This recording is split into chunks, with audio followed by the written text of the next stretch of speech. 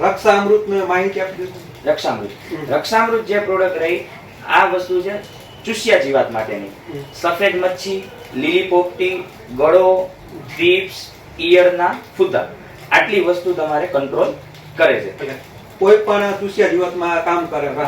આ વસ્તુ કોઈ જીવાતને મારતી નથી, આ ઓર્ગેનિક છે. આ શું કરે કે આની અંદર લીંબોડીનું તેલ છે, કરંજનું તેલ છે, એ શું કરે પાન ઉપર કડવાશ બેહાડી દે અને જે કોઈ પણ ઈંડા છે એને નપુસંગ કરી દે.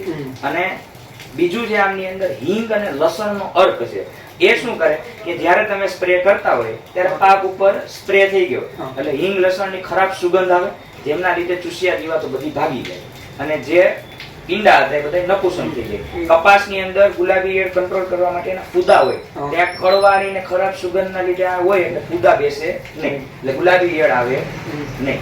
બીજા નંબરે આ વાયરસમાં કામ કરે.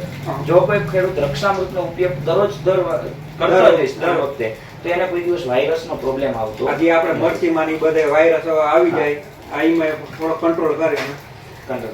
અને એમાં ભાવ શું છે? આ ભાવ બ્લેક અમૃત 450 રૂપિયાનું લીટર છે. 1 લીટર માંથી 20 પંપ થાય. પંપે એક પંપે 50 ml નાખવાનું. માત્ર 22 રૂપિયાના કામની અંદર આ બધી બ્લેક અમૃત કામ કરે. વૃદ્ધિ, વિકાસ, ફાલ, ફૂટ, ઉત્પાદન વધારવાનું.